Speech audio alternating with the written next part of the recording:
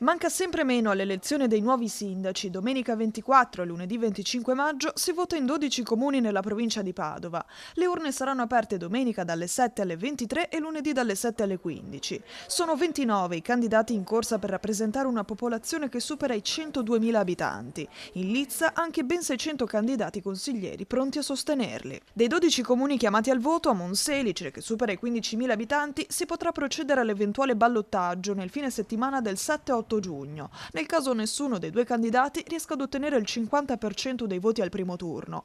Anche per Albignasego, comune che supera i 15.000 abitanti e per il quale corrono solo due candidati, se si raggiunge un pareggio perfetto, anche in questo caso si andrà al ballottaggio. Nei restanti comuni, invece, verrà eletto il candidato che otterrà un solo voto in più dello sfidante. Sono oltre 88.000 i cittadini chiamati ad esprimersi, di cui quasi 500 neodiciottenni che si recheranno per la prima volta alle urne. Nel comune di Masi, che ha un corpo elettorale di 1.780 abitanti in cui è stata presentata una sola lista, affinché il voto venga convalidato sarà sufficiente che si rechi a votare almeno il 40% degli aventi diritto.